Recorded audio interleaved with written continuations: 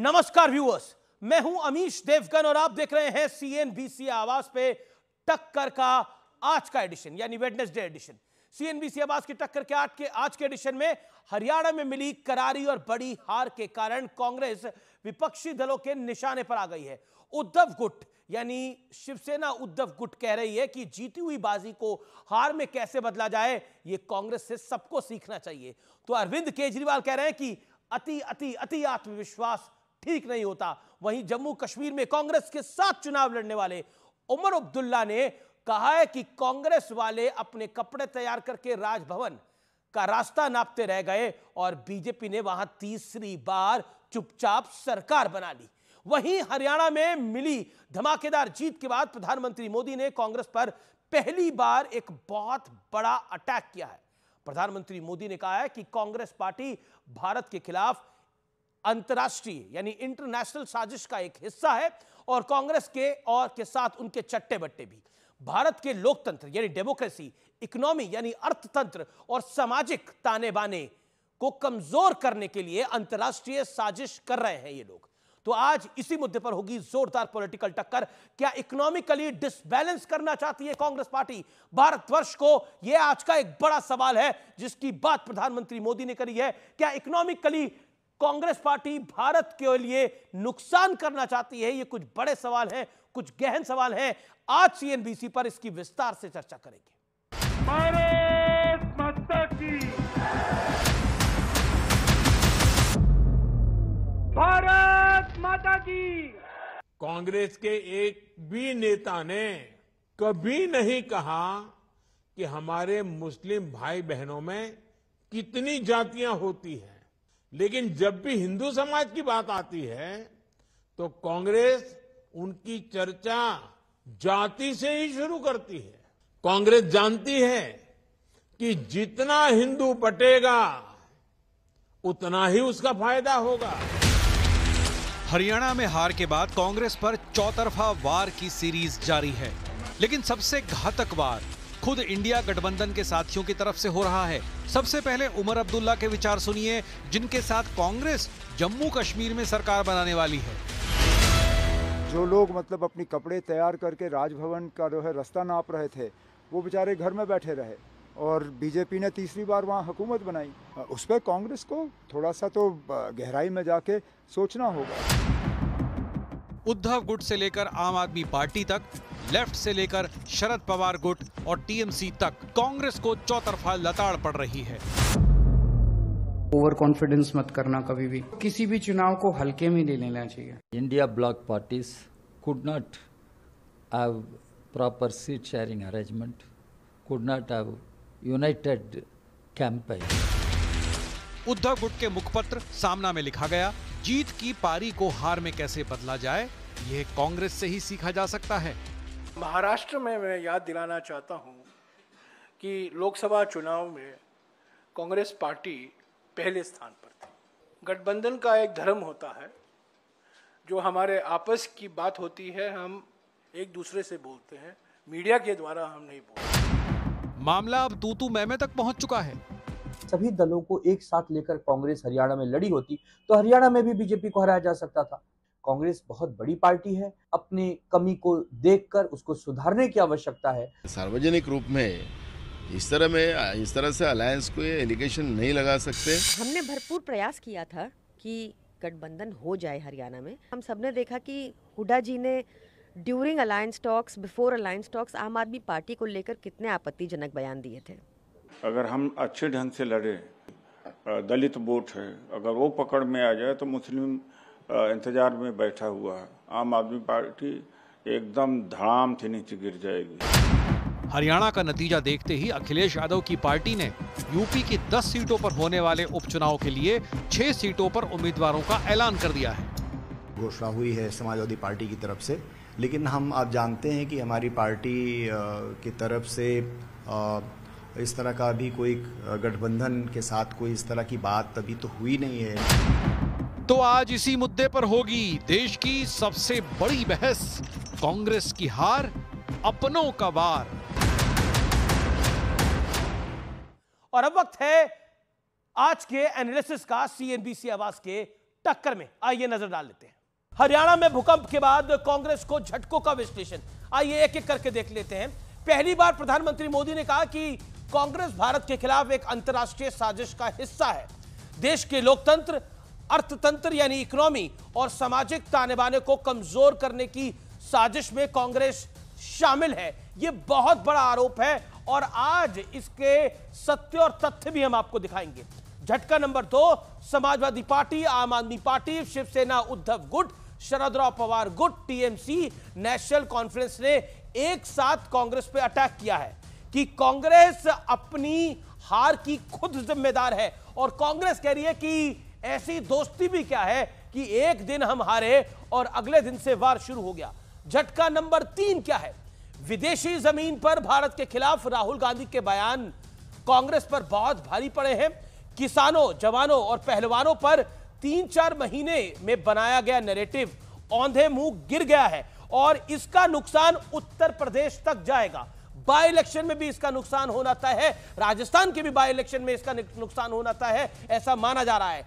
किसानों और जवानों और पहलवानों वाला। अब झटका नंबर 4 जो कि महत्वपूर्ण है, यूपी उपचुनाव के लिए बिना कांग्रेस से बात किए सहमति बनाए समाजवादी पार्टी ने 6 उम्मीदवार उतारे। कांग्रेस ने कहा, बोला यह कतई ठीक नहीं है। कांग्रेस का अपना एक बड़ा जनाधार है उत्तर प्रदेश के अंदर और आज अगर 37 सीटें दिख रही है समाजवादी पार्टी के खाते में तो वो कांग्रेस की वजह से है। अब ऐसा कांग्रेस मान रही है। आपने दिल्ली में एकला चलो का ऐलान कर दिया, हालांकि पहले भी अकेले लड़ते आए हैं, लेकिन लोकसभा में समझौता किया था, औंधे में गिरे दोनों दल। मैं बढ़ता हूं आगे। झटका नंबर 5 जो कि महत्वपूर्ण है, कांग्रेस पर गठबंधन बनाए रखने का दबाव बढ़ेगा। कांग्रेस से अकेले ना हो पाए वाले नैरेटिव पर मुहर लगी है। सब दल कह रहे हैं कि कांग्रेस गठबंधन के साथ तो अच्छा करती है, अकेले बीजेपी के सामने नहीं खड़ी हो पाती है। अब महत्वपूर्ण बात, और वो झटका नंबर 4, कांग्रेस पर मुस्लिम वोट बैंक साधने का ठप्पा और मजबूत हुआ है। उदित राज ने जो बात बोली वो बहुत महत्वपूर्ण है कि मुसलमान तो तैयार बैठा है, थोड़ा दलित आ जाए तो हमारा खेल बन जाएगा। कांग्रेस को ऐसा लगता है कि अगर यूपी जैसे स्टेट के अंदर और बिहार जैसे स्टेट के अंदर मुसलमान वोट उनकी तरफ आ जाएगा तो उनकी स्थिति मजबूत होगी। और उत्तर प्रदेश में कांग्रेस विशेष प्रयास कर रही है कि मुस्लिम वोट उनके पास आए।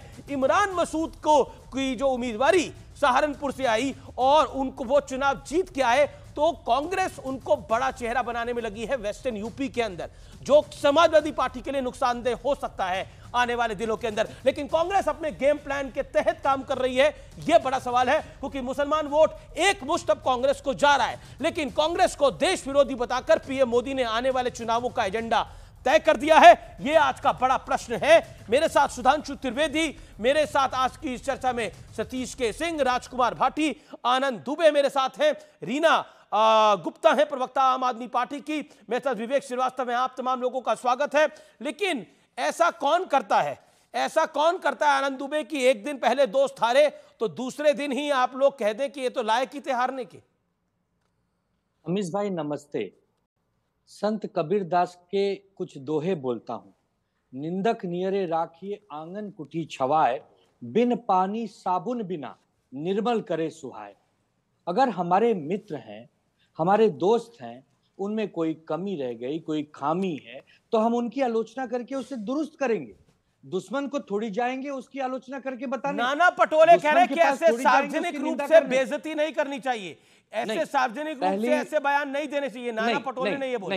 नहीं, अगर वो हमारे मित्र हैं, कुछ कमी रह गई, कुछ रणनीति में और जयराम रमेश कह रहे हैं कि जयराम रमेश कह रहे हैं कि लोकसभा चुनाव में सबसे बड़ा दल हम ही थे पूरे ऑपोजिशन के अंदर, और उदित राज कह रहे हैं कि मुसलमान वोट हमारी तरफ है भाई, अगर थोड़ा दलित आ जाए तो खेल बन जाएगा महाराष्ट्र से लेकर यूपी तक। अमीश भाई हम यही बोल रहे हैं कि हरियाणा के चुनाव परिणाम अगर आप देखेंगे तो 48 और 37 है। 6 सीटें कांग्रेस पार्टी रणनीति बनाकर बीजेपी को हरा दी होती तो बीजेपी पहुंच जाती 42 पर और कांग्रेस पहुंच जाती 43 पर। बाद में सरकार कौन बनाता नहीं बनाता वो अलग विषय है, लेकिन ये कोई कांग्रेस की करारी हार नहीं है।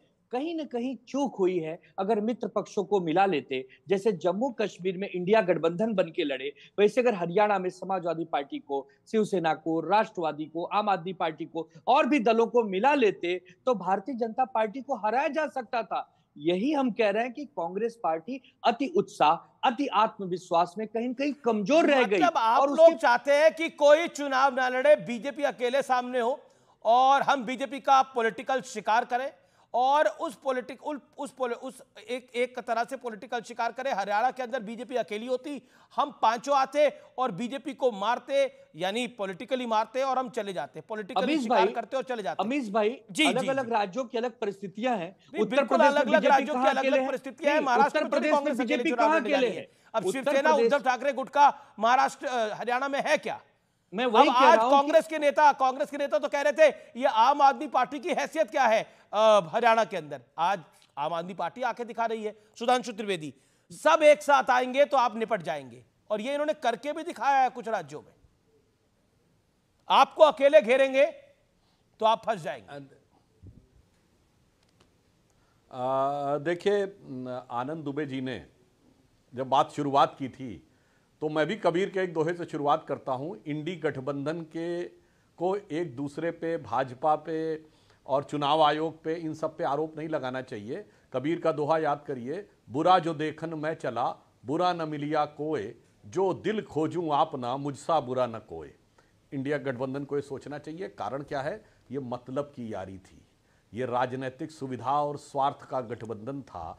तो जैसे ही मौका मिलेगा, मतलबी यार किसके, मतलब निकला खिसके, तो वो स्वाभाविक सहज है। अब मैं गंभीर बात कहता हूं, जो अभी उदित राज ने बोला, कांग्रेस गलत नहीं कर रही है। कांग्रेस बहुत समझदारी से लॉन्ग टर्म स्ट्रेटजी के लिए चल रही है। हरियाणा चुनाव में सबसे बड़ी जीत किसने दर्ज की है? बताइए किस सीट पे? ममन खान जीते हैं, जिन्होंने कहा था नूह का बदला लिया जाएगा। कितने से जीते? 98,000 कुछ वोटों से।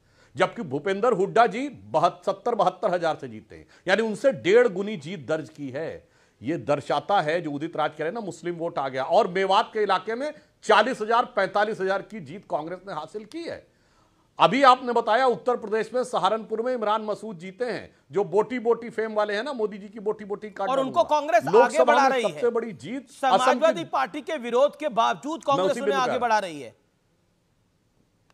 मैं अमीश जी अभी उसी पे आ रहा हूं। और आप देखिए कि लोकसभा में सबसे बड़ी जीत धुबरी सीट पे हुई थी, जब कांग्रेस के रकीबुल हसन 10,25,000 से जीते, राहुल गांधी के 3 गुना ज्यादा बड़े अंतर से।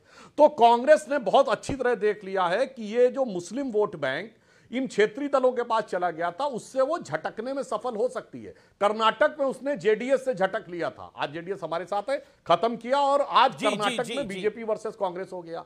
तेलंगाना में टीआरएस खत्म हुई, बीजेपी वर्सेस कांग्रेस हो गया। आज हरियाणा में क्षेत्रीय दल खत्म है, बीजेपी वर्सेस कांग्रेस है। असम में AIUDF finish, BJP versus Congress है। अब देखना पड़ेगा कि समाजवादी पार्टी के साथ क्या होता है। बहुत स्वाभाविक सी बात है, यदि बसपा की तरह समाजवादी पार्टी का डाउनफॉल होता है तो कांग्रेस को है कि ये वोट तो मेरे साथ है, ये आगे हम पा लेंगे। तो कांग्रेस एक लॉन्ग टर्म सोची समझी कोई भी पॉलिटिकल पार्टी लॉन्ग वही वोट बैंक जिसकी वजह से इंडिया गठबंधन साथ आया था, वही वोट बैंक पे वो सटीक नजर रखे हुए। बाकी दलों को देखना है और अपनी स्ट्रैटेजी बनानी है। लेकिन आनंद दुबे, आप जातिगत जनगणना के पक्ष में है?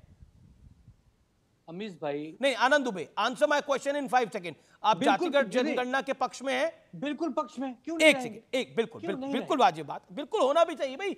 अब भारत में जातिगत जनगणना नहीं होगी तो कहां होगी? रखना पड़ेगा। नहीं, और आपको लगता है आपने, क्योंकि भारत हिंदुओं की तो जाति बहुत बताई जाती है, कभी मुसलमानों की जाति पूछी है आपने क्या, या आपकी पार्टी के किसी नेता ने? नहीं, तो उनकी नहीं करेंगे जनगणना? नहीं, मैं पूछ रहा हूं, पूछी है क्या? करेंगे? नहीं, मैं आपसे पूछ रहा हूं, है क्या की करवाना चाहते हैं? अरे भाई, उनकी भी करवाइए ना। नहीं, पूछी है क्या? अरे तो मैं वही, आपने पूछी है? पूछी है क्या? आप एक वरिष्ठ पत्रकार है, आपने पूछी है कि मुसलमानों? मैंने तो हिंदुओं की भी नहीं पूछी, मैंने तो हिंदुओं की भी नहीं पूछी जाति। तो पूछिए ना, मैंने तो हिंदुओं की भी नहीं पूछी। मेरे को क्या मतलब पता है भाटी जी कौन है और दुबे जी कौन है और त्रिवेदी जी कौन है और सिंह साहब कौन है यहाँ पर बैठे? आगे नहीं लाना चाहते?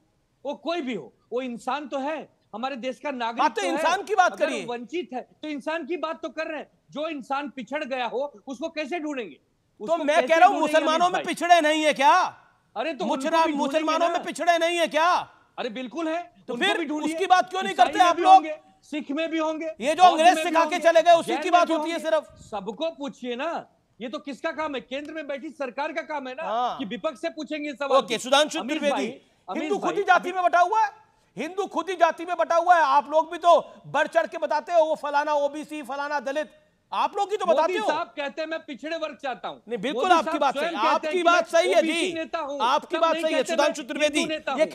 ये खेल सारा का सारा राजनीतिक है सुधांशु त्रिवेदी। ना मैं बताता हूं, हमारे लिए सामाजिक न्याय सभी जातियों को समान रूप से आगे लाने का पिछड़े वर्ग की जातियों का एक अभियान है।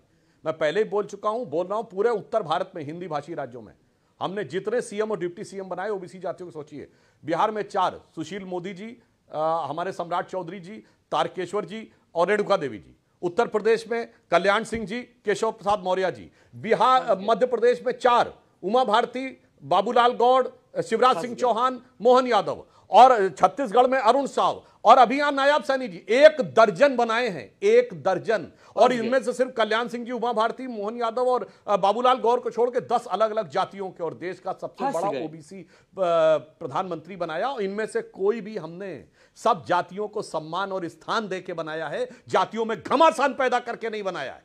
इन्होंने किसी को स्थान नहीं दिया। बताए हरियाणा में आज तक कोई ओबीसी सीएम हुआ? लेकिन प्रधानमंत्री ने जो बात बोली, प्रधानमंत्री ने जो बात बोली, ये जाति का जहर जो प्रधानमंत्री ने जो बात बोली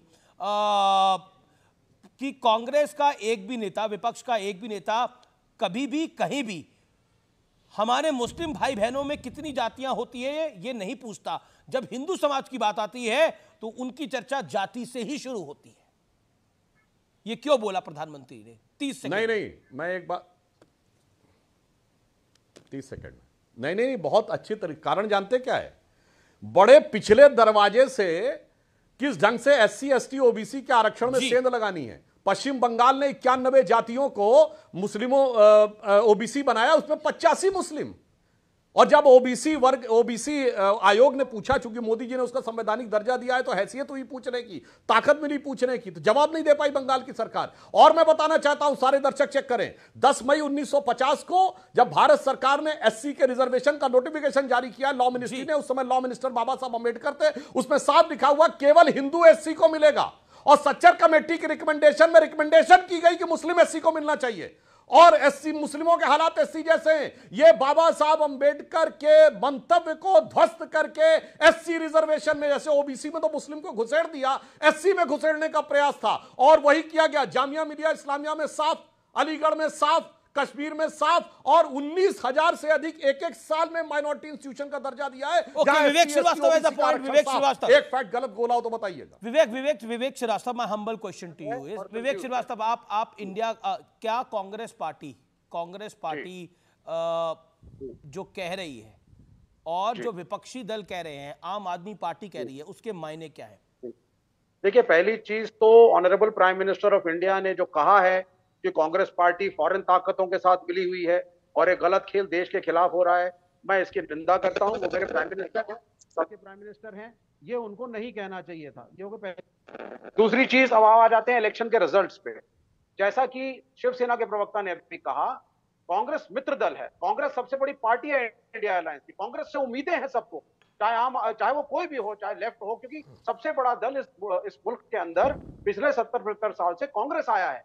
तो सब चाहते थे कि हरियाणा के अंदर कांग्रेस की सरकार बने और बड़ी सीटों के साथ वो आगे आए। जब ऐसा नहीं हुआ तो हम सब डिसअपॉइंट हुए। उस डिसअपॉइंटमेंट में ये चीजें बोली जा रही हैं। इसका मतलब ये नहीं है कि इंडिया अलायंस साथ नहीं है और शिवसेना अलग हो जाएगी और लेफ्ट अलग हो जाएगा, तो ये ऐसा नहीं है। लोकसभा के लिए ये गठबंधन बना था, कांग्रेस उसका अभिन्न अंग है, आगे भी रहेगा। हमें दुख है इस हार का, और इसी की वजह से लोग, आम आदमी पार्टी वाले हो चाहे कोई भी हो, लोग उसको एक राय दे रहे हैं। हाँ, कॉमरेड डी राजा ने सही कहा, अगर ठीक से शायद सीटों का गठबंधन हो जाता, अन्य पार्टियां उसमें सम्मिलित होती। अब तो हम सिर्फ एनालिसिस ही कर सकते हैं, तो शायद रिजल्ट डिफरेंट आता। इसमें भी तो आप चाहते हैं बाई इलेक्शन में ये समाजवादी पार्टी कांग्रेस को कुछ सीटें दे यूपी के अंदर? नहीं, देखिए जो इंडिया अलायंस बना था, प्राइमरीली तो हम लोग लोकसभा के लिए इकट्ठे हुए थे। हाँ, तो फिर ये तो विधानसभा का चुनाव था, इसमें क्यों रो रहे हैं फिर? राज्यों को नहीं, रो नहीं रहे हैं, वो एक तरीके से रोना ही हुआ है ना। ये तो कभी ईवीएम, कभी फलाना, कभी ढिमकाना। नहीं तो अब भाई देखिए, अगर कांग्रेस की भी अपेक्षा है कि अखिलेश यादव हमारे बड़े नेता हैं और तीसरी बड़ी पार्टी है, बड़े नेता के रूप में उभरे हैं, मिलकर के चुनाव यूपी में लड़ा गया था। बहुत बड़ा मैसेज देश के लोगों ने दिया इस अलायंस को, और बीजेपी की एक तरीके से लोकसभा में उत्तर प्रदेश में करारी हार हुई, तो एक्सपेक्टेशन तो कांग्रेस की भी जायज है। उस प्रेम के कारण जो इंडिया अलायंस में सभी पार्टियों का है, प्रेम है। एक सेकंड, अब मैं प्रेम मोहब्बत की बात हो रही है। देखिए ये जो कांग्रेस के लोग हैं ये बहुत प्रेम की बात करते हैं। राजकुमार भाटिया, आप प्रेम ही नहीं दिखा रहे इनके ऊपर। मतलब आपने एक तरफा सीटों का अनाउंस कर दिया, बोला 6 की 6 पे लड़ रहे हैं हम। मतलब प्यार दिखाइए। बेचारे विवेक श्रीवास्तव कह रहे हैं प्यार दिखाइए। अखिलेश यादव बड़े नेता है लेकिन राहुल गांधी के जितने थोड़ी बड़े हैं। प्यार बरकरार है और 10 सीटों पर चुनाव होना। अभी हमने 6 पे ही तो प्रत्याशी घोषित किए हैं। कांग्रेस को हिस्सेदारी देंगे, सम्मानजनक देंगे, जितनी देनी चाहिए उतनी देंगे। ऐसा तो हमने लोकसभा में भी लेकिन किया था। कांग्रेस कह रही है कि हमसे डिस्कशन ही नहीं करा 6 उम्मीदवार उतारने से। हम अपनी सीटों पर उनसे डिस्कशन क्यों करें? जिन सीटों पर हमारे विधायक थे और जो हमारी सीट हैं उन पर डिस्कशन क्यों तो कौन सी सीटें दे रहे हैं कांग्रेस? ये तो हमने लोकसभा में भी पहले सूची जारी कर दी थी। मैं सीटों के नाम नहीं पूछ रहा, नंबर पूछ रहा हूँ। कितनी सीटें दे रहे हैं कांग्रेस? ना तो मैं नाम बता सकता हूँ ना नंबर, लेकिन उन्हें सम्मानजनक सीटें देंगे। लेकिन अभी बीजेपी के प्रवक्ता सुधांशु त्रिवेदी जी गिनवा रहे थे कि कितने ओबीसी मंत्री बनाए, कितने मुख्यमंत्री बनाए, कितने गवर्नर बनाए। आज जो शोषित समाज के महानायक मान्यवर काशीराम की पुण्यतिथि है और उनकी एक बहुत फेमस किताब है, बहुत पढ़ी जाती है, चमचा युग। सुधांशु त्रिवेदी जी को वो जरूर पढ़नी चाहिए अगर ना पढ़ी हो तो। वैसा तो वो पढ़ने वाले व्यक्ति हैं, काफ़ी पढ़ते लिखते हैं, अध्ययन करते हैं। उसमें उन्होंने यही कहा है कि किसी समाज से एक व्यक्ति को उठा के किसी सीट पर बैठा देना और उससे अपनी चमचागिरी कराए जाना, ये समाज को ताकत देने वाला नहीं होता। सवाल ये आपने कौन मुख्यमंत्री बनाया, किस चमचे को मुख्यमंत्री बना दिया, ये महत्वपूर्ण नहीं है। सवाल ये उस समाज के लिए आपने क्या किया। आपको लग रहा है जो ये बनाए हैं सब चमचे हैं ये? नहीं, मैं तो काशीराम जी की किताब का जिक्र कर रहा हूँ। वो सवाल ये है कि आप शिक्षक भर्ती में तो ओबीसी के साथ बेईमानी करते हैं। अगर आपने ओबीसी के 2 मुख्यमंत्री बना भी दिए और आपने लाखों ओबीसी के हक मार लिए, आपके राज्य में, आपके शासन में, केंद्र में भी और हर प्रदेश में जहां जहां बीजेपी की सरकार है, आज ये हालत हो गई है कि हर भर्ती में ओबीसी की कट ऑफ जनरल से ऊपर जा रही है। You made your point. ऐसा क्यों हो रहा है? ऐसा इनकी आरक्षण विरोधी नीतियों के कारण हो रहा है, इनकी दलित पिछड़ा पीडीए विरोधी नीतियों के कारण हो रहा है। भारतीय जनता पार्टी मनुवादी पार्टी है, मनुस्मृति की समर्थक है। अभी भी आप बोलेंगे मनुवादी पार्टी है? मनुवादी पार्टी है, 100% मनुवादी पार्टी है। जी। वो जो है किसी एक आदमी को उठा के बैठा देना और उससे अपने लिए काम कराया जाना। आपकी राय में मनु की सोच गलत थी? पूर्णतः गलत है। मनुस्मृति तो एक बहुत गंदा ग्रंथ है, उसमें बहुत घटिया बातें लिखी हुई हैं। ऐसे ग्रंथ को तो उठा के समुद्र में फेंक देना चाहिए। ऐसे ग्रंथ का तो नाम लेने की भी जरूरत नहीं है। ओके, सुधांशु त्रिवेदी। वैसे तो इन्होंने जिंदगी में पढ़ी नहीं होगी, मेरा 1-2 बार इनसे सामना हो चुका है। ए भाई जरा मैं आपके कैमरामैन से कहूंगा जरा इस पे फोकस करिए। ये मान्यवर काशीराम पे बहुत बोल रहे थे, जरा मैं बताता हूं, फोकस करिए। अब मैं बताता हूं क्या हूं। भाटी साहब गंदा बंदा जो बोलना था बोल लिया, अब मैं बताता हूं। ये मान्यवर काशीराम का साइन किया हुआ लेटर है, May 31, 1995। वो क्या लिखते हैं? Due to continuing atrocities on schedule caste and weaker scheduled tribes and weaker sections of society in UP by Mulayam Singh Yadav government. In view of this, we are withdrawing support. बताओ भाई। हाँ बताता हूं। मान्यवर काशीराम का sign किया हुआ letter 31 मई 1995। अब सुनिए पूरी बात, पूरी बात। उसके बाद अब इतने पे नहीं हुआ है महोदय, अब सुनिए उसके आगे। फिर मायावती जी ने उसके बाद बयान दिया कि समाजवादी पार्टी के गुंडे, यह शब्द प्रयोग किया, हमारे दलित विधायकों को जाति सूचक शब्दों के साथ अपमान करके पकड़ पकड़ कर ले जा रहे थे। अब सुनिए, जब इनकी सरकार आई तो इन्होंने reservation in promotion of SC UP में खत्म किया, और जो खत्म किया वो रेट्रोस्पेक्टिव किया। तो हजारों शेड्यूल कास्ट जो प्रमोट हो गए थे वो डिमोट कर दिए गए। और उसके बाद वो दौर आया 2007 में, जब दलितों की पार्टी ने नारा दिया उत्तर प्रदेश में कि चढ़ गुंडन की छाती पर मुहर लगाओ हाथी पर। ये हमारा नारा नहीं था। अब भैया आप बोलने लगते हैं SC ST मैं जवाब देता हूं। जवाब बोले और चलनी भी बोले जिनमें 100 छेद। 40 सेकंड इसलिए मैं कहना चाहता हूं। वैसे सुधांशु जी ने जिस लहजे में मेरी बात का, नहीं सुधांशु जी हो गया, कृपया मेरी भी सुन लें। जिस लहजे में उत्तर देना शुरू किया उससे स्पष्ट हो गया वो बड़े नाराज हो गए, अपसेट हो गए, क्योंकि मैंने इनकी असलियत बता दी। आपने जो उदाहरण दिए हैं क्या उनमें से कोई सा उदाहरण मैंने बताई कागज सुन तो लीजिए सर, मैंने तो आपको शांति से सुना है। मैंने तो बहुत प्यार से सुना आपको, मोहब्बत के साथ। बोलिए बोलिए। मोहब्बत की दुकान चलने दीजिए। या क्या जो आपने 3 उदाहरण दिए इनमें से कोई सा उदाहरण भी भारतीय जनता पार्टी को सर्टिफिकेट देता है कि भारतीय जनता पार्टी जातिवादी पार्टी नहीं है, पिछड़ा विरोधी पार्टी नहीं है? भारतीय जनता पार्टी की सरकारों ने पिछड़ों के साथ अन्याय नहीं किया। जो दो राजनीतिक पार्टियां एक ही जमीन पर चुनाव लड़ रही थी, उनके आपसी मतभेद को आप या आपसी टीका टिप्पणी को अपने लिए हथियार की तरह प्रयोग कर रहे हैं। आपने नीतीश कुमार जी के लिए क्या क्या कहा और नीतीश कुमार ने आपके लिए क्या क्या कहा, यह राजनीति में चलता रहता है मान्यवर। अब मैं व्यवस्था की बात कर रहा हूं। आपकी पार्टी लगातार पूरे देश में पिछड़े, दलित, अल्पसंख्यक समाज के साथ अन्याय कर रही है, उन्हें फर्जी मुठभेड़ों में मार रही है, उनके खिलाफ झूठे मुकदमे दर्ज करा रही है, उन्हें नौकरियों से वंचित कर रही है, उनके सम्मान को ठेस पहुंचा रही है। अब अपना ये पूरी यूपी सेंट्रिक चर्चा हो रही है, लेकिन ये देखिए इसमें एक लाइन बोलना पड़ेगा। एक लाइन बस एक लाइन। भाटी जी, मैंने 3 फैक्ट बोले थे, आपने बगैर फैक्ट के बोला। फिर बताना चाहता हूं, इन्होंने सर्टिफिकेट क्या दिया? मायावती जी की जान बचाने हमारे उस समय के तत्कालीन भाजपा के नेता ब्रह्मदत्त द्विवेदी जी गए और मायावती जी ने एलानिया कहा ये मेरा भाई है, और 1995 के रक्षाबंधन में उनसे राखी बंधवाई। ये था सर्टिफिकेट।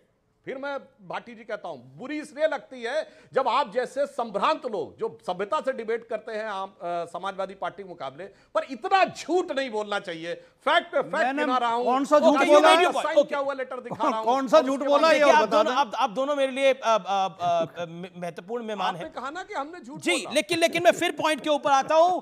कांग्रेस के साथ ये जो खेल हुआ है, इसके बाद आम आदमी पार्टी भी बहुत सारे सवाल पूछ रही है। सतीश जी, मैं आपको मौका दूंगा, लेकिन पहले रीना गुप्ता के पास चला था। तो रीना गुप्ता, क्यों कांग्रेस को आप लोग एडवाइस दे रहे हैं, लेकिन कांग्रेस कह रही है कि आपकी खुद हरियाणा में हैसियत क्या थी? हमारे बलबूते तो खड़े हुए।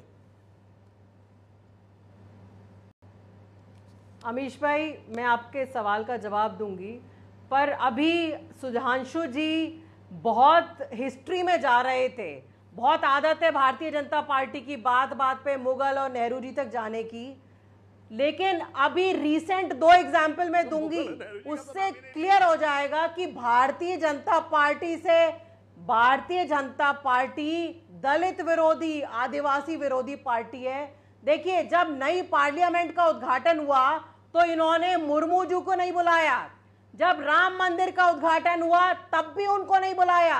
राम मंदिर का शिलान्यास हुआ तब भी इन्होंने रामनाथ कोविंद जी को नहीं बुलाया। इनके नेताओं ने आदिवासी बच्चों के चलिए, ये विषय तो हम कई बार रीना गुप्ता डिस्कस कर चुके हैं। कांग्रेस ने सीटों में आपको नहीं बुलाया। आपने बोला अगर हम अब दिल्ली का चुनाव लड़ेंगे तो हम कांग्रेस को नहीं बुलाएंगे। इसमें नई बात क्या कही? पिछला चुनाव भी अब कांग्रेस के बिना ही लड़े थे। वो तो अभी पीछे आपने एक अलायंस करा था, वो आपके अलायंस में आपको लाभ ही नहीं हुआ। उससे पहले भी आपने कांग्रेस की मदद से सरकार बनाई थी। आप और कांग्रेस तो एक टीम है, कभी एक साथ तो कभी अलग।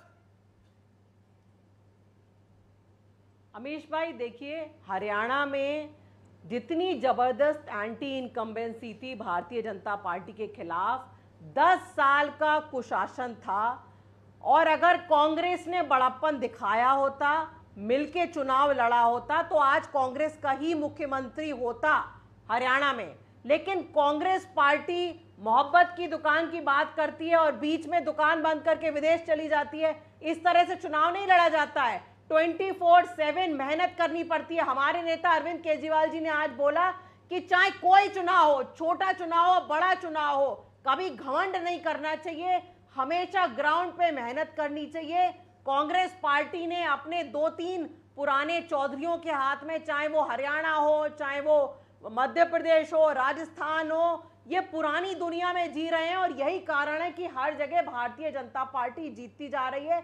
दिल्ली में देखिए, कांग्रेस पार्टी का कोई वजूद नहीं था, लेकिन फिर भी लोकसभा ये बात आपको पता नहीं थी। ये जब 2 महीना पहले अलायंस करा था तो कांग्रेस से पता नहीं थी। वो तब तो आप लोग तर्रे कर रहे थे कांग्रेस अलायंस करे। आज आप कह रहे हैं कांग्रेस पुराने ढर्रे पे चल रही है, कांग्रेस तो पुरानी बातें कर रही है, लेकिन तब तो आप लोग चक्कर काट रहे थे कांग्रेस दफ्तर के कि कृपया करके अलायंस कर लीजिए। यही थे नहीं बात? सतीश जी, अगर मैं गलत हूं तो आप बताइए। अलायंस करने, एक सेकंड सतीश। अमीश भाई, अलायंस हम करना चाहते थे। इंडिया गठबंधन बना ही इसलिए था, अलायंस करने के लिए, भारतीय जनता पार्टी को हराने के लिए। और वही हम कह रहे थे कि मिलके हरियाणा में चुनाव लड़ते हैं, लेकिन कांग्रेस सतीश जी, कांग्रेस वो अपनी कहते दुनिया हैं में जी पुरानी रही थी। कहावत है, उन्होंने मेरे discussion दिन के करना बंद बदले कर दिया। तुम तो पूरे बदल गए। एक सेकंड सतीश जी, मैं तो देख सतीश जी रहा बहुत हूं। सीनियर है, तो सतीश जी मेरे दिन के बदले तुम तो पूरे बदल गए। मैं तो ये कह रहा हूँ कि ऐसा लगता है कि 128 दिनों की जो कुंठाग्रस्त भारतीय जनता पार्टी थी, उसके पिछले 24 घंटे में और 90% से ज्यादा बैटरी चार्ज हो गई जी। 90% से ज्यादा बैटरी चार्ज हो गई है, पहली बात। और इस बैटरी चार्ज में मैं देख रहा हूं जो कांग्रेस के पुराने समकालीन कुछ नए वाले सारे साथियों के भी बैटरी चार्ज हैं। तो कांग्रेस तो कांग्रेसियों पे भी बैटरी चार्ज रखते हैं, इसमें सारे के सारे बैटरी जो है चार्ज करके कांग्रेस के तरफ लगा दिए। बात ये है कि अब चलेगा डबल डी, ट्रिपल डी चलेगा। डेमोलिशन और डेमोरलाइजेशन का ये जो है पूरा काम हो रहा है। किसको? इसमें कांग्रेस पार्टी को, कि भाई तुम अपना औकात में आओ, हमसे समझौता करो, अब तुम्हारे पास जाने की जरूरत नहीं है, 5 सीट हम तो कर ये दें। आम आदमी पार्टी क्यों आंखें दिखा रही है? भाजपा क्यों नहीं दिखाएगी? सब देखिए, इट कांग्रेस वर्सेस ऑल है पूरा सिस्टम। ये लोग गलत कहते हैं कि भाजपा वर्सेस ऑल है। ये सबसे बड़े राजनीति के विद्यार्थी वो अपने प्रोफेसर साहब हैं, कौन थे प्रोफेसर? सुधांशु त्रिवेदी। और क्या? अच्छा, ये भाटी साहब, ये कांग्रेस वर्सेस ऑल का सिस्टम है। और जब मौका लगे तो अमित जी आप मेरे साथ आइए, मैं आपके साथ चला जाऊं, है वही सिस्टम जी। और कांग्रेसी भी अपने एक दूसरे के खिलाफ ही रहते। क्या हुआ हरियाणा में? एक दूसरे को निपटाया है भाई, और सबको बोलने का मौका मिल जाता है। ये तो देखिए आनंद दुबे भी बोल रहे हैं, आप वो देखिए, अब वो भी हरियाणा पे पता नहीं कैसे बोलने लगे। मतलब देखिए, यही मौका का बात है। जिसकी 5 पैसे का वो औकात नहीं हो, वो भी कहे कि जी हम तो वहां के, हम हमारा ये वाले ये तरीका है। और भाजपा में अच्छा, आम आदमी पार्टी की औकात थी हरियाणा की? तो सही बताइएगा, आप तो साफ बोलते हैं। अरे जब राहुल गांधी ने कहा कि एक समझौता होना चाहिए, नहीं हुआ है कि नहीं? 6 सीटें हारे हैं आम आदमी पार्टी की वजह से। अच्छा, तो ऐसे तो 25 सीटें हार गए सबके वजह से। मायावती जी ने भी कुछ हरवा। पर ये मतलब कुल मिलाकर ये चाहते हैं कि बीजेपी के खिलाफ, बीजेपी को हम अकेले घेर रहे हैं और बीजेपी को निपटा दें। देखिए, कोई नहीं चाहता है। भाजपा ने जो जलेबी परस्ती है ना, जलेबी ऐसे ऐसे छान छून के, उसमें तो कांग्रेसी अपने जलेबी पार लेते हैं आपस में लड़ लड़ के। जी। तो लेकिन ये जलेबी में भी फंस जाते हैं। मैं एक सवाल खाली सुधांशु जी से पूछना चाहता हूं, बिल्कुल। और मैं लगातार ये सवाल कह रहा हूँ। ये कहते हैं अर्बन नक्सल देश को बांट रहा है, देश वालों से मिला हुआ है ये, और सामाजिक न्याय शब्द का इन्होंने इस्तेमाल किया। आज क्या आपके मन से घोषणा फिर से करेंगे कि सामाजिक न्याय के लिए 12 मुख्यमंत्री डिप्टी चीफ मिनिस्टर के जोड़ दिए? आप क्या घोषणा करेंगे आपके मन से कि कास्ट जाति जनगणना आरएसएस वालों ने भी कहा, आप घोषित करते हैं? करिए। Important question. और सुधांशु त्रिवेदी, आपको सबसे बड़ा तमका देखिए, कर देंगे तो कहेंगे तो हम तो शुरू से पक्ष में सबसे बड़े खिलाड़ी आप हैं। देखिए, मैं सतीश जी के प्रति विनम्रता रखते हुए राजनीतिक विश्लेषक के रूप में पूर्वाग्रह कैसे उभर के सामने आया? वो कह रहे हैं कि 128 दिन से जो भाजपा के मन की कुंठा थी। सर, अब बात पूरी हो जाए तब आप स्वयं निर्णय ले लीजिएगा, दर्शकों को निर्णय लेने दीजिएगा। आपने कहा 128 दिन से भाजपा में कुंठा थी और वो उभर के सामने आ रही। नहीं महोदय, 128 दिन से जो इंडी गठबंधन में कुंठा भरी हुई थी वो उभर के सामने आ रही है। सपा की भी, शिवसेना की भी, आम आदमी पार्टी की भी। इसलिए सतीश जी, मैं आपसे कहना चाहूंगा, कुंठा मन में राखिए, बिन कुंठा सब सून, हरियाणा ने लगा दिया कितना गहरा चून। कितना गहरा चूना लगाया है और आपको समझ में नहीं आया है। इसलिए तो मैंने कहा 90% बैटरी चार्ज है, उभर के सामने आ रही है और आप हमसे कह रहे हैं। अब मैं आपको बताना चाहता हूं, हमने 1 दर्जन बता दिए। आप विश्लेषक हैं, इनसे पूछिए, परिवार के बाहर का एक बताएं। एक, मैं 1 दर्जन की बात नहीं कर रहा हूं, एक ओबीसी बताएं अपनी जाति का जो परिवार के बाहर जिसको मुख्यमंत्री या राष्ट्रीय ओके, राजकुमार भाटी, इसलिए इनके लिए जातिवाद, जातिवाद के लिए जाति गणना है, हमारे लिए सामाजिक उत्थान के लिए। परिवार के बाहर कब गई समाजवादी पार्टी? समाजवादी पार्टी ये फंसाने वाला सवाल है। वैसे एक प्रदेश की पार्टी है, एक प्रदेश में एक ही मुख्यमंत्री होता है। अब आप कहें कितनी जातियों के मुख्यमंत्री बनाए हैं, कितने दर्जन मुख्यमंत्री बनाए? हमारी पार्टी जब सत्ता में आई, हमारी पार्टी के जो मुखिया है वो मुख्यमंत्री बने। तो इसमें इस तरह देखिए, भारतीय जनता पार्टी और कांग्रेस दोनों राष्ट्रीय पार्टियां हैं। हम प्रयास कर रहे हैं कुछ दूसरे स्टेट में भी, लेकिन अभी तो हम उत्तर प्रदेश, हमें इस बात को मैं बार बार कहता हूँ, आपके चैनल पे मैंने कई बार कहा है कि हम ये घमंड करते ही नहीं कि हम राष्ट्रीय पार्टी हैं, हम तो उत्तर प्रदेश की पार्टी हैं। लेकिन उत्तर प्रदेश में अब अभी जो आप शुरू में दिखा रहे थे अमीश जी, मैं ये बात मैं कहना चाहता था कि हरियाणा में बीजेपी की सरकार बन गई, बीजेपी जीत गई, तो ये नैरेटिव ध्वस्त हो गए, किसान का, जवान का, पहलवान का।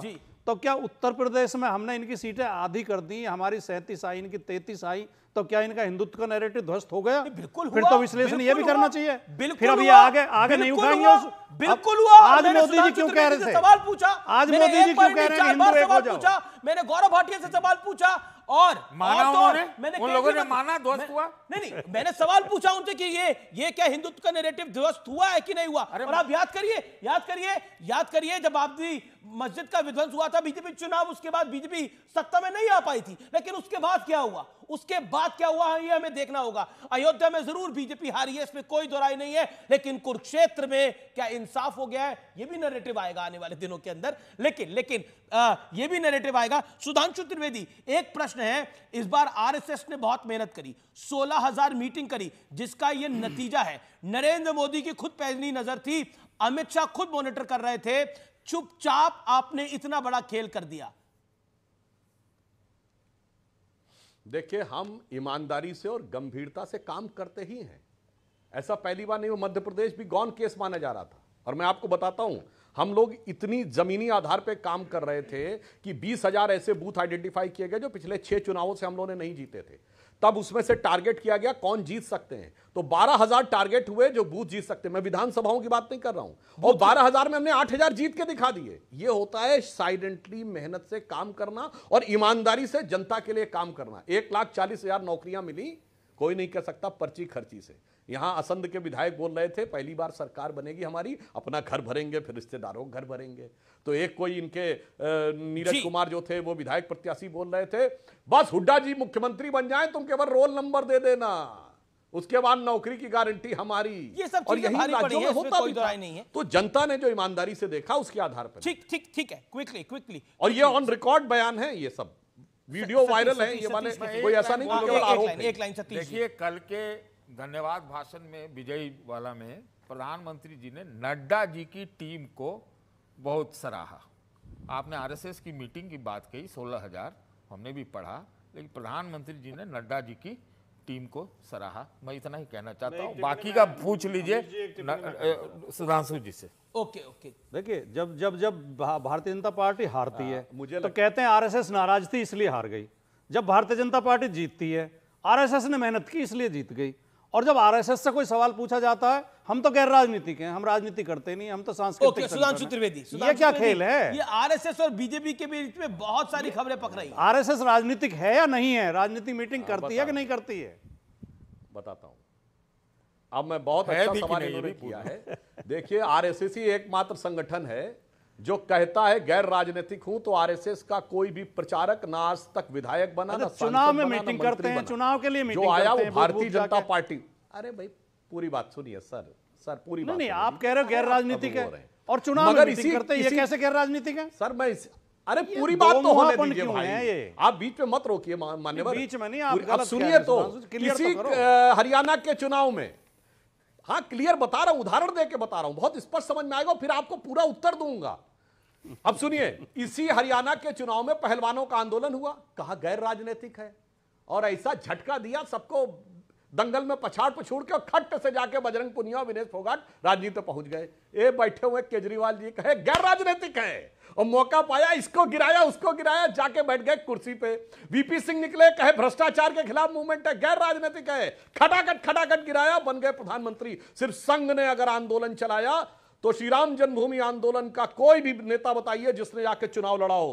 श्री अशोक सिंघल जी ने, महंत नृत्य गोपाल दास जी ने, या महंत रामचंद्र परमहंस दास जी ने। उमा भारती भी थी राम मंदिर आंदोलन में, उमा भारती भी थी, हमारे विनय कटियार भी थे, सबने लड़ा।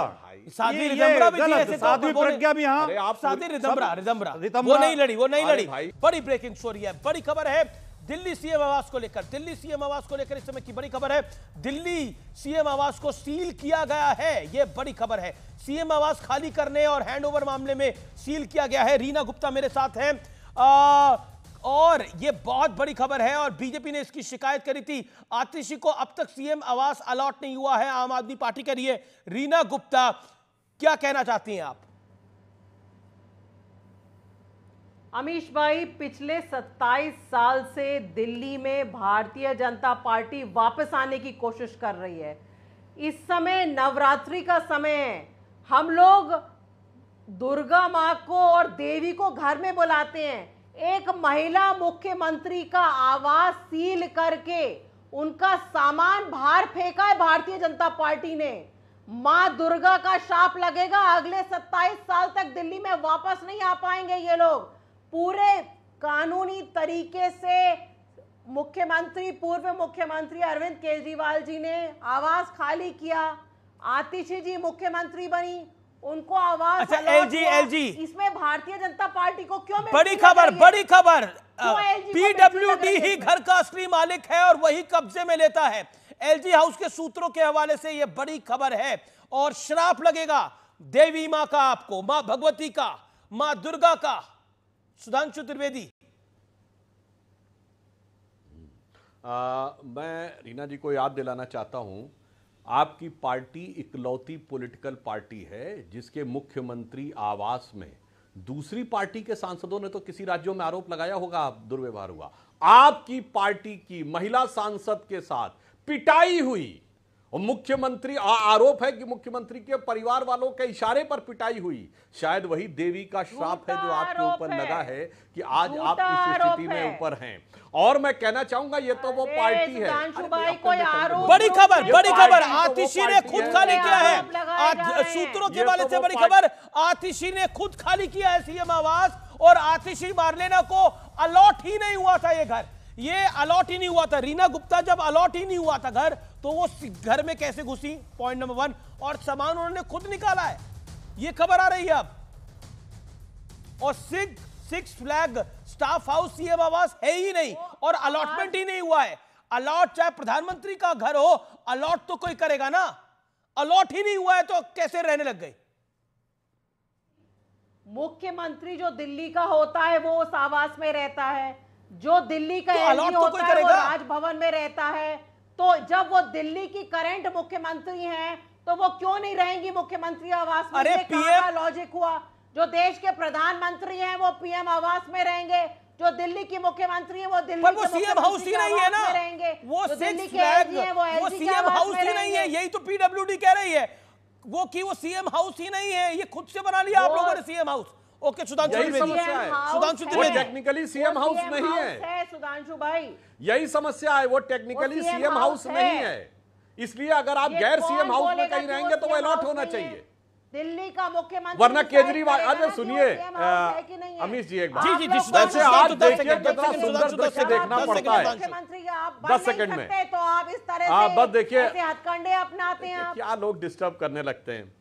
आज क्या सुंदर दृश्य देखने को मिला। जो पार्टी कहती थी मैं मकान नहीं दूंगा, मैं 2 कमरे के मकान में रहूंगा, मैं वैगनआर गाड़ी पे चलूंगा, जो सिक्योरिटी रहूंगा, वो करोड़ों का चीज महल बनाने के बाद आज मकान के लिए लड़ रहे हैं। जनता ने आपको नकारा हुआ है, वो आज मकान के लिए लड़ रहे हैं। तो मुझे लगता है कि दिल्ली की मासूम जनता अपने को ठगा हुआ महसूस कर रही है। तो सीएनबीसी आवास के टक्कर में आज रुकेंगे एक ब्रेक के लिए, लेकिन ब्रेक के उस पार टक्कर के आज के एडिशन में एक बड़ी ब्रेकिंग स्टोरी, एक बड़ी ब्रेकिंग न्यूज ब्रेक के बाद।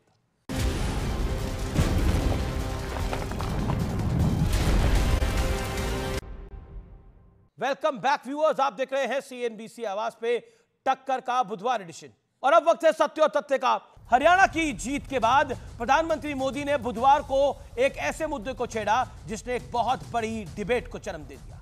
प्रधानमंत्री मोदी ने कहा कि कांग्रेस हमेशा हिंदुओं की जातियों में बांटने की कोशिश करती रहती है, जबकि मुसलमानों की जातियों के बारे में चुप्पी साध लेती है। प्रधानमंत्री मोदी ने यह कहा, सबसे पहले क्या कहा, सबसे पहले यह सुनिए। इसके एक भी नेता ने कभी नहीं कहा कि हमारे मुस्लिम भाई बहनों में कितनी जातियां होती हैं।